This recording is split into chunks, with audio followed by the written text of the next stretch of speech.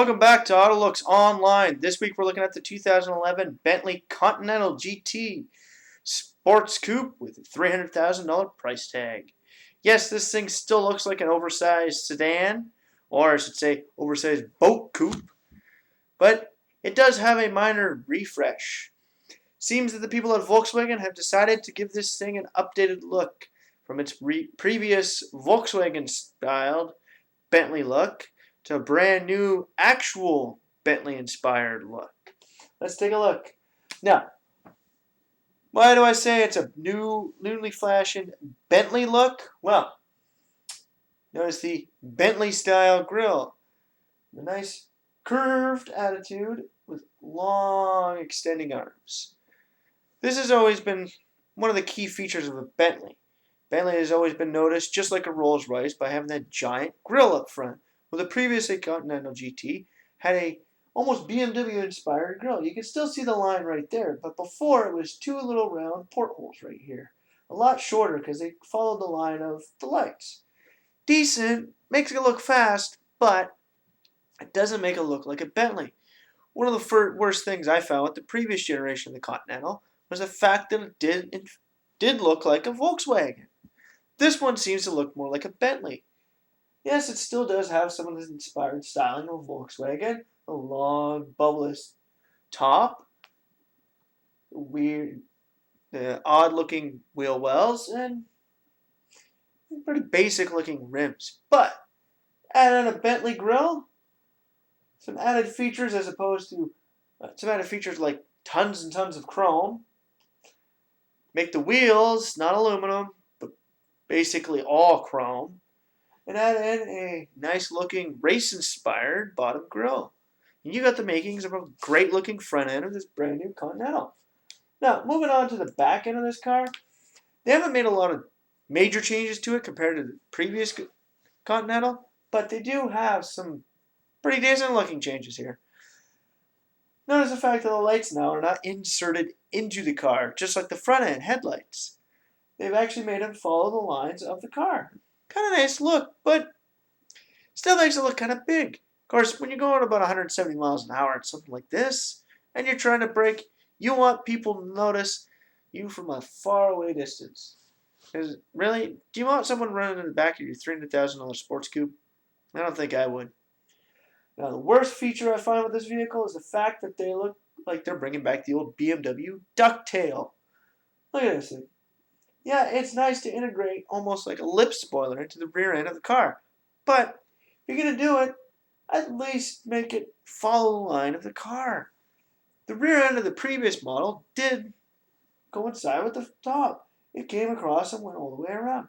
This is kind of not straight up. It does increase your trunk capacity, but really, it doesn't do you justice for your design. Best feature they should have done with this thing is actually either insert the entire trunk lid, just like where the license plate is, or they could have taken this, made it go all the way down here where the license plate insert is, and then notch an area out in the tailgate or boot for the license plate to sit, as opposed to having it sit below the boot. Now, one great feature with the rear end of this thing, or I should say two great features with the rear end of this thing, is the fact that it does have the integrated exhaust ports. This is one of my favorite features with all vehicles that do it. Why? Because years down the road, it's still going to look like the exhaust is part of the car, not about to fall off. Now, they did add a chrome tip to this.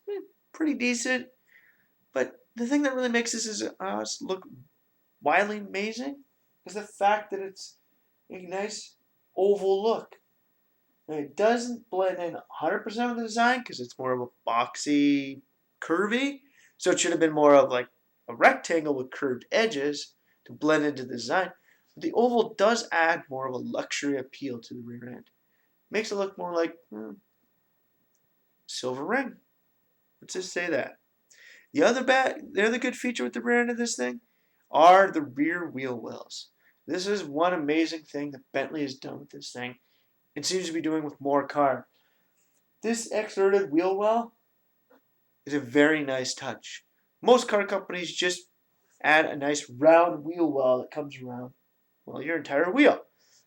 Then here, bubble it out away from the backing.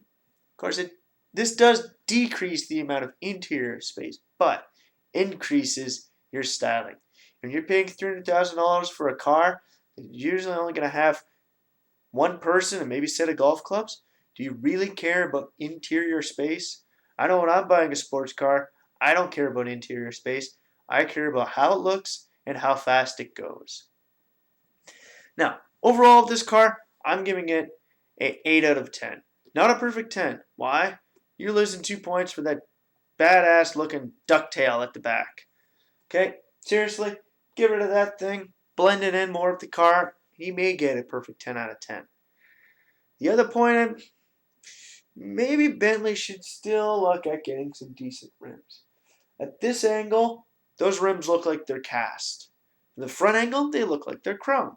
Only when it's sitting in the sun does it look like it's chrome. You need to make something look like it's chrome all the time. Plus, you need to make something look not so boxy.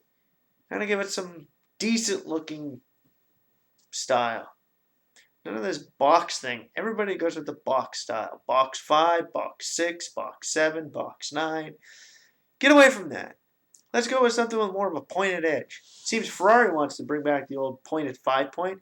You know what? They're one of the only people doing it. Overall, this car, yes, 8 out of 10. It does look fast. I'm giving it an 8 out of 10 for that. Why? Because it's still a Bentley. Bentleys still have that perception of being, yes, a powerful car, but kind of sluggish. And its overall appeal, well, if you roll up anywhere in a Bentley, its overall appeal is going to be a high 5. Trust me. Any guy rolling up in that is sure to pick up any woman. Any woman rolling up in that, well, let's just say she's about to get any attention from guys too. Okay? So for this week, the 2011 Bentley Continental GT, yes, decent looking car, good looking refresh, but hey, it's still a basic, big, fat model of a Bentley.